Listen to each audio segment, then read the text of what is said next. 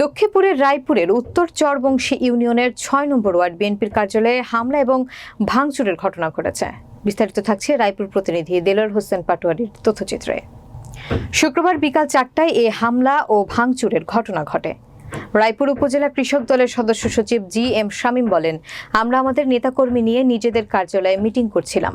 Meeting চলাকালীন সময় সিরাজ লস্কর ও ফারুক কবিরাজের নেতৃত্বে ২০ থেকে ৩০ জন আওয়ামী সন্ত্রাসী আমাদের নেতাকর্মীদের উপর অতর্কিত হামলা চালায়।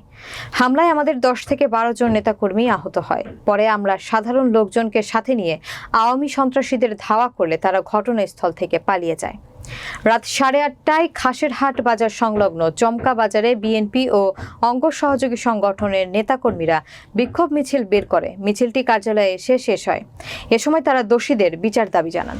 লস্করের নেতৃত্বে তার ছেলে এবং কি আওয়ামী লীগের প্রায় ২০ থেকে ৩০ জন ক্যাডার বাহিনী সসজ্জিত শ্রেণী রামদা সহকারে এসে আমার অফিস ভাঙচুর করে।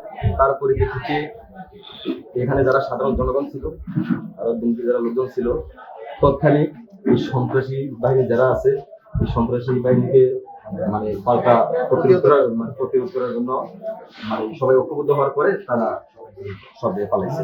কতজন আহত হয়েছে? এখানে আহত হয়েছে প্রায় ১০ থেকে ১২ জনের মধ্যে।